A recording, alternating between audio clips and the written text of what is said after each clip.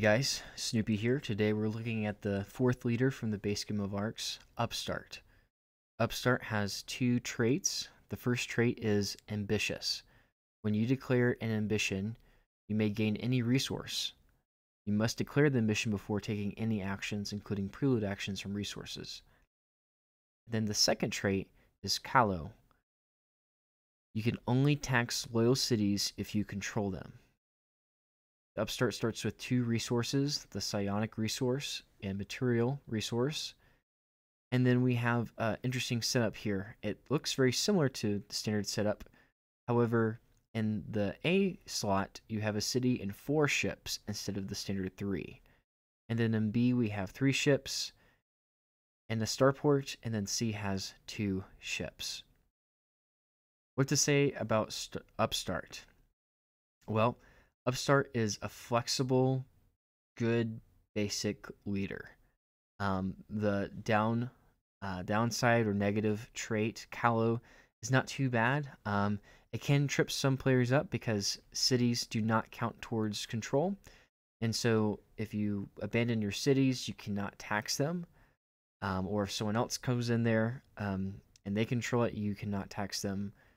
But most of the time, that's not going to be relevant for Upstart. On the other hand, the first trait, ambitious, is an excellent, simple ability. Whenever you declare an ambition, you can gain any resource. And at first, you may think, okay, if I'm going to go for psionic, I may declare empath and get another psionic, or if I'm going for keeper, I can declare that and gain a relic. But I challenge you to think, instead of just thinking of ambitions and getting resources that help you with that, think about what resources you need to help your overall board state or board position. So, for example, Upstart could begin and declare Warlord or Tyrant and gain a fuel, and then use that fuel to move on their next turn and use a material to build another city or starport. Or they could declare Empath and get a relic, and then use their relic and psionic to quickly snag a card in the court. And so with Upstart, you may declare only once per chapter, possibly twice. But instead of thinking about getting just that resource that may help you with a given ambition, think about how that resource can be a flexible tool to help your board state or better position you to win multiple ambitions. So here I have 4 lore cards for the Upstart leader. And we're going to first look at Tycoon's Ambition, which is from the Leaders in Lore expansion pack, as well as Keeper's Trust. Tycoon's Ambition says, in your prelude, while Tycoon is declared, before taking any other actions, you may discard all your material and fuel to declare exactly 1 undeclared ambition. Do not place a 0 marker. You may do this just after declaring Tycoon. So, remember, Upstart, whenever you declare an ambition, you gain a resource, any resource. So if you have spent all your resources and you have Tycoon's Ambition, you can use this prelude action before any other action is taken to declare another ambition. And you do not need to have the lead card. You can do this with a copy. You can do this with a pivot. So while Tycoon's declared before taking any other actions, and you have to discard all your material and all your fuel, and you can declare 1 undeclared ambition. So I think Tycoon's Ambition is normally not the best card. It can be tricky because Tycoon is already declared, so it's going to have more points than whatever ambition you declare next. But if you've already spent your resources, particularly material and fuel, Tycoon's Ambition is a great way to pivot to getting psionics or relics or whatever other resources you need, like weapons, so that you can leverage and go for other resources and other board state positions. Next, we'll look at Hidden Harbors. You always build ships fresh. When defending in battle, the attacker cannot collect raid dice if you have a fresh defending starport. So for Upstart, you're getting more resources. Those resources are going to sit in your 1 or 2 key slots and your ship hold on your player board. Unless you can get your cities out quickly, you're really going to be vulnerable to people coming in and stealing one or two resources from you with a raid. Hidden Harbors makes that much more difficult for your opponents. And then the first ability, you always build ships fresh, is another helpful ability as well. But really, we're looking at that defending portion where you have a lot of great resources. People may see the 1 key cost on them and just try to attack you, but they can't raid you if you're just staying within your starports. Next, we'll look at Keeper's Trust. While Keeper is declared, rivals cannot steal resources from you that the same resource that they already have. So in other words, if they have a fuel and you have a fuel, they cannot steal that from you while they already have it. And then you can also discard Keeper's Trust in your prelude to clear Relic's Outrage.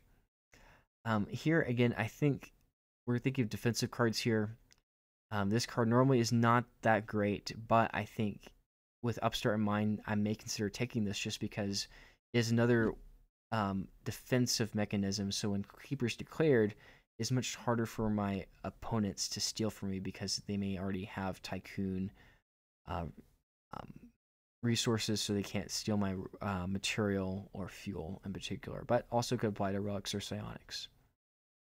And finally, Ancient Holdings. This is probably the best card for Upstart. This card has 1 resource slot with a raid cost of 4 keys. You can hold 1 resource here, it adds to your ambitions, and you can spend it.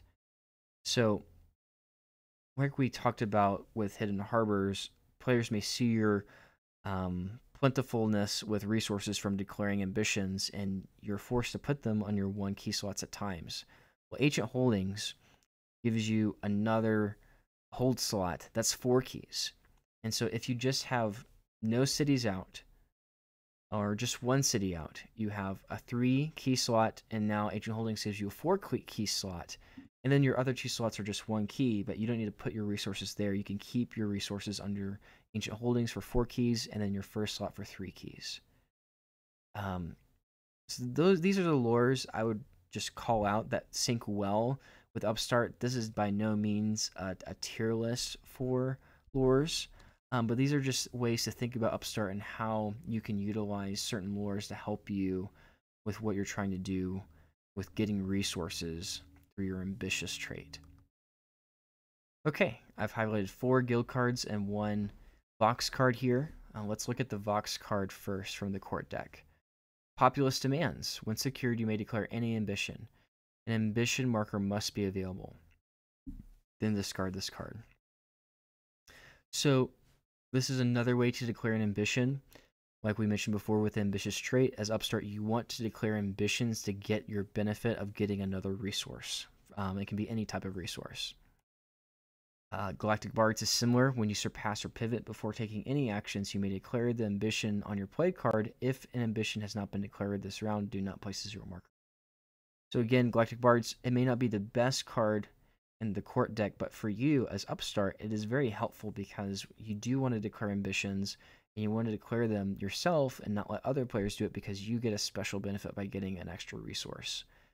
You can think of this as a free tax action where you just can get that every time you find a way to declare. So Populous Demands, Galactic Bards are 2 great cards to do that. Next, we have Secret Order.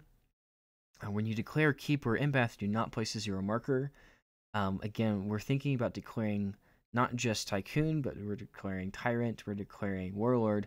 But when we declare Keeper or Empath, those are 5 or 6 cards with not many pips. If we declare, that's allowing other players to play their 1s or 2s with a lot of action pips, so they can easily surpass us in their board state or beat us in our ambitions just because they have more actions.